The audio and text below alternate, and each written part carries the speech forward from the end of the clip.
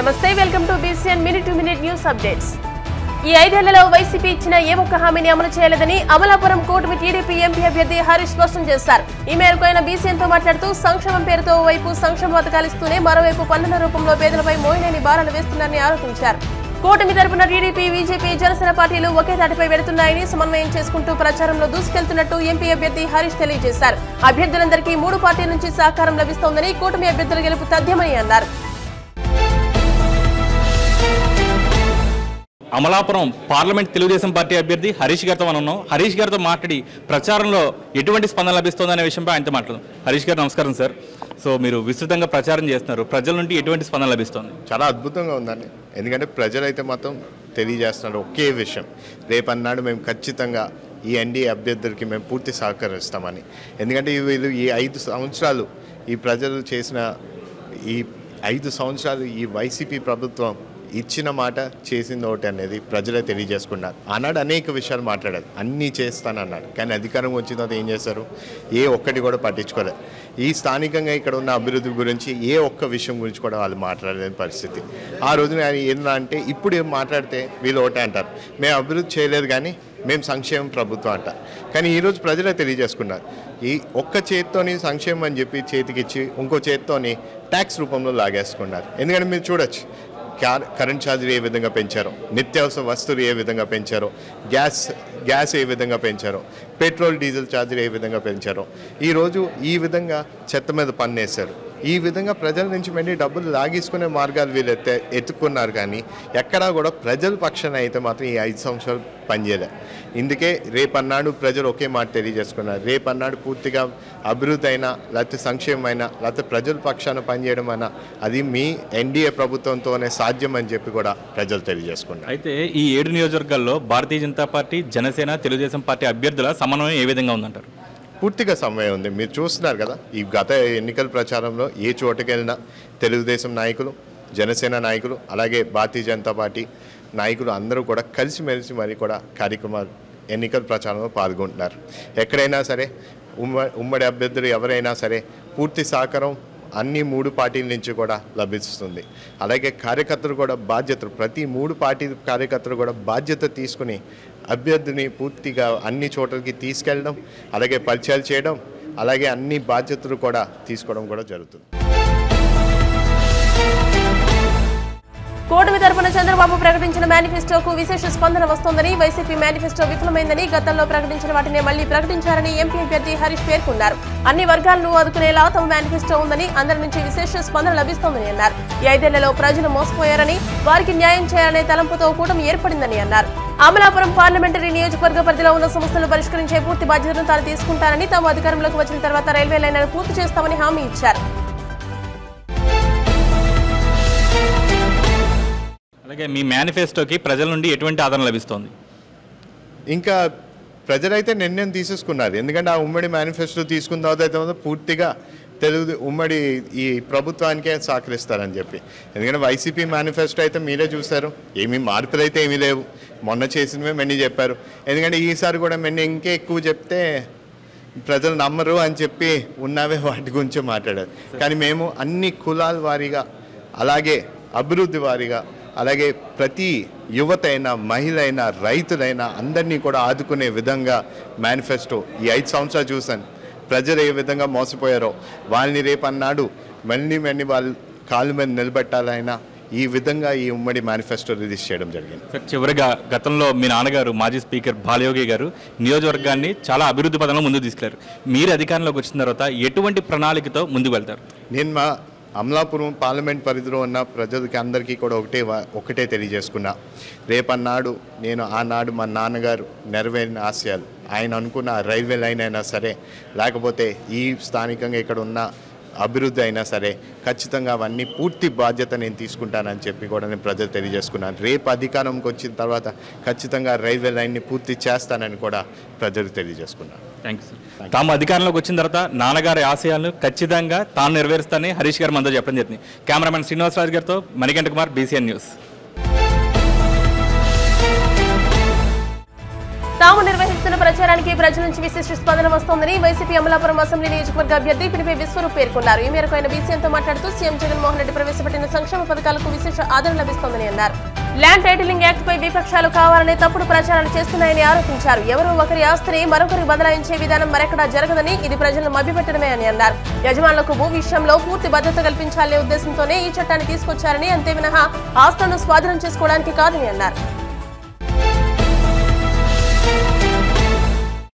వైఎస్ఆర్సీపీ అభ్యర్థి అలాగే మంత్రివర్యులు విశ్వరూప్ గారితో మనం ఉన్నాము. ఆయనకి ప్రచారంలో ఎటువంటి ప్రజల నుండి స్పందన లభిస్తుందనే విషయంపై ఆయన అడిగి తెలుస్తాం. విశ్వరూప్ గారు నమస్కారం సార్. నమస్తే అండి. సో విస్తృతంగా ప్రచారం చేస్తున్నారు, ప్రజల నుండి ఎటువంటి స్పందన లభిస్తుంది? అనూహ్య స్పందన లభిస్తుంది. ఆ స్పందనే గత 40 రోజులుగా మమ్మల్ని ప్రజల్లో తిప్పుతుంది. అద్భుత స్పందన లభిస్తుంది. జగన్మోహన్ రెడ్డి గారి యొక్క సంక్షేమ పాలనకి ప్రజల బ్రహ్మరథం పడుతున్నారు. ఈ సంక్షేమ పాలన రాబోయే 5 సంవత్సరాలు కూడా కొనసాగాలని ప్రజలందరూ కోరుకుంటున్నారు. కాబట్టి రాత్రి 11 గంటల వరకు కూడా మేము అవిశ్రాంతంగా ప్రజల్లో తిరుగుతున్నాం. అయితే ముఖ్యంగా ప్రతిపక్షాలు ఈ ల్యాండ్ టైటిలింగ్ యాక్ట్ మీద ఒక ప్రచారం అయితే చేస్తున్నారు. ఈ ప్రచారాన్ని ఎలా తిప్పికొడుతున్నారు? ప్రజల్ని కేవలం భయభ్రాంతులు చేసి వాళ్ళ గెలిచే అవకాశం లేక ఈ విధంగా ప్రజల్ని కొంతైనా మాయపుచ్చొచ్చన్న లక్ష్యంతో చేస్తుంది. ఏ ప్రభుత్వం కానీ ఏ నాయకుడి కానీ ప్రజల యొక్క ఆస్తిని ప్రభుత్వం పేరు మీదో లేకపోతే ఇంకొకరి పేరు మీద బదలాయించే అవకాశం బహుశా ప్రపంచ చరిత్రలో ఎక్కడ ఉండదు. ఆ విధంగా జగన్మోహన్ రెడ్డి గారు కానీ మా పార్టీ కానీ చేయవలసిన అవసరం లేదు. ల్యాండ్ టైటిల్ యాక్ట్ని కేవలం వాళ్ళు ఈ ప్రచారం కోసం, దుష్ప్రచారం కోసం ప్రజల్లో భయభ్రాంతులు కలిగించి మా మీద వ్యతిరేకత రప్పించిన కోసం ఆడుతున్న నాటకం తప్ప మరొకటి కాదు.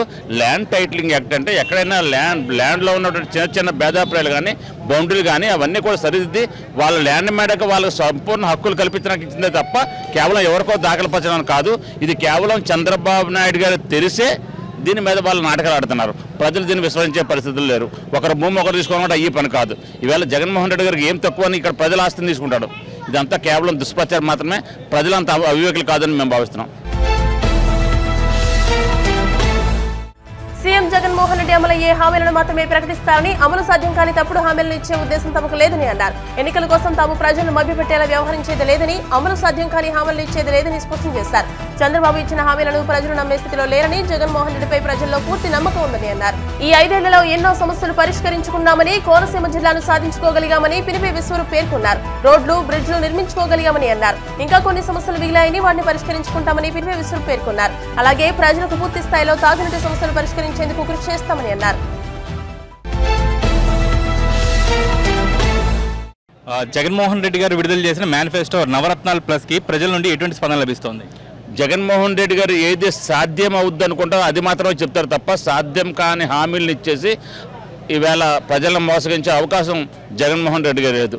అధికారం ఇచ్చినా ఇవ్వకపోయినా ప్రజలు ఇస్తే అధికారం ముఖ్యమంత్రిగా కూర్చుంటారు, ప్రజలు ఇవ్వకపోతే ప్రతిపక్ష నాయకుడు ఉంటాడు తప్ప కేవలం ఎన్నికల కోసం అబద్ధాల ప్రచారం చేసే అవకాశం జగన్మోహన్ రెడ్డి ఎప్పుడు కూడా తీసుకోరు. 2014లో రైతు రుణమాఫీ హామీ ఇచ్చుంటే 2014లోనే జగన్మోహన్ రెడ్డి గారు ముఖ్యమంత్రి అయ్యేవారు. కానీ ఆయన ప్రతిపక్షాలను కూర్చుంటే తప్ప అమలు సాధ్యం కాని హామీలు ఇవ్వనని చెప్పాడు. ఈవేళ కూడా అంతే, ఏది సాధ్యం అనుకున్నాడు అది ఇస్తారు తప్ప చంద్రబాబు నాయుడు గారు ఎన్ని హామీలు ఇచ్చినా నమ్మే స్థితిలో ప్రజలు లేరు. ఎందుకంటే అతను విశ్వసనీయత కోల్పోయాడు. ఇవాళ జగన్మోహన్ రెడ్డి గారి యొక్క క్యారెక్టర్ ఏంటంటే విశ్వసనీయత. ఏది చెప్పాడో అది పూర్తిగా 100% మేము అమలు చేసి 98% హామీలు అమలు చేసి చూపించాం. కాబట్టి జగన్మోహన్ రెడ్డి గారు ప్రజలు నమ్ముతున్నారు. చంద్రబాబు నాయుడు గారు ఉచిత హామీలు ఎన్ని ఇచ్చినా కూడా ప్రజలు నమ్మే ప్రసక్తి లేదు. సార్, ఈ 5 సంవత్సరాల్లో మీరు చేసిన అభివృద్ధి మీకు ఎంతవరకు సంతృప్తినిచ్చింది? ఉన్నంతలో చాలా సంతృప్తి ఉంది. నియోజకవర్గంలో ఉన్నటువంటి ప్రధానమైన రహదారులన్నీ కూడా పూర్తిగా నిర్మించుకున్నాం. కోనసీమను జిల్లా సాధించుకున్నాం. అదేవిధంగా అమలాపురంలో ప్రభుత్వ మెడికల్ కాలేజ్ సాధించుకున్నాం. అదేవిధంగా బ్రిడ్జిలో రహదారులు అన్నీ కూడా పూర్తి చేసుకున్నాం. ఇంటిగ్రేటెడ్ డ్రైనేజ్ సిస్టమ్ అమలాపురం కావాలి. ఎందుకంటే అమలాపురం జిల్లా ప్రధాన కేంద్రమైంది కాబట్టి దినదిన అభివృద్ధి చెందింది కాబట్టి ఇంటిగ్రేటెడ్ డ్రైనేజ్ సిస్టమ్, అదేవిధంగా రక్షిత మంచినీరు ధవళేశ్వరం నుంచి డైరెక్ట్ తీసుకొచ్చి ఈ తీర ప్రాంతాలైనటువంటి ఉప్పలగుప్త మండలం, అల్లవరం మండలం, అదేవిధంగా మిగిలిన మండలాలైన అల్లవరం మండలం, ఉప్పలగుప్త మండలం, అదేవిధంగా కాట్రేనికోట మండలం ఇవన్నీ కూడా మరి తీర ప్రాంతాలు దాహత్యం తెచ్చినాక డైరెక్ట్గా ధవళేశ్వరం నుంచి ఇంటాక్ వెల్ నిర్మించి దాని ద్వారా వాటర్ని పంప్ చేసి ఈ యొక్క ప్రజల యొక్క దాహత్యం తీర్చాలన్నదే మా లక్ష్యం. దానికోసం ఈవేళ జగన్మోహన్ రెడ్డి ఆల్రెడీ ప్రాజెక్టు తొలి ఫేజ్లోనే ఫస్ట్ ఫేజ్లోనే ఈస్ట్ గోదావరి పెట్టారు కాబట్టి ఇంకొక సంవత్సరంలో ఆ ప్రాజెక్ట్ పూర్తవుద్ది. పూర్తయితే రక్షిత మంచినీరు ప్రతి గడపకి ఇవ్వడమే మన యొక్క ప్రధాన ధ్యేయం. సార్, చివరిగా మళ్ళీ మీరు అధికారంలోకి వచ్చిన తర్వాత నియోజకవర్గాన్ని ఏ విధంగా అభివృద్ధి పథకంలో నడిపించడానికి ప్రణాళిక వేసుకుంటున్నారు? మా ప్రణాళిక అదే చెప్తున్నాను. ఇంటిగ్రేటెడ్ డ్రైనేజ్ సిస్టమ్, రక్షిత మంచినీరు ప్రతి ఇంటికి ఇవ్వడం, ఇవి మాత్రమే మేము అమలాపురానికి కావాల్సినటువంటి ప్రధానమైన సమస్యలు. మిగిలినవన్నీ కూడా నవరత్నాల ద్వారా ప్రజలందరూ కూడా సంక్షేమం మా ప్రభుత్వం ద్వారా అందిస్తాం. Thank you. సో మళ్ళీ నియోజకవర్గంలో గెలిచి విశ్వరూప్ గారు అధికారంలోకి వస్తారని ధీమా వ్యక్తం చేశారు. కెమెరామెన్ శ్రీనివాసరావుతో మణికంఠ కుమార్, BCN న్యూస్. తాము నిర్వహిస్తున్న ప్రచార యాత్రకు విశేష స్పందన వస్తోందని, స్వచ్ఛందంగా ప్రచారానికి తరలివస్తున్నారని అమలాపురం అసెంబ్లీ నియోజకవర్గ కూటమి టీడీపీ ఎమ్మెల్యే అభ్యర్థి ఐతావతుల ఆనందరావు పేర్కొన్నారు. కూటమి నుంచి ప్రచారం నిర్వహిస్తున్న తమకు టీడీపీ, బీజేపీ, జనసేన పార్టీ నుంచి పూర్తి స్థాయిలో మద్దతు లభిస్తోందని అన్నారు. కూటమి ప్రకటించిన మేనిఫెస్టోకు విశేష స్పందన వస్తోందని, భవిష్యత్ తరాలకు ఈ మేనిఫెస్టో దిశానిర్దేశం చేయనుందని అన్నారు. తాము విజయం సాధిస్తే అమలాపురం నియోజకవర్గాన్ని సమగ్రంగా అభివృద్ధి చేస్తామని, అందులో ఎలాంటి సందేహం లేదని అన్నారు.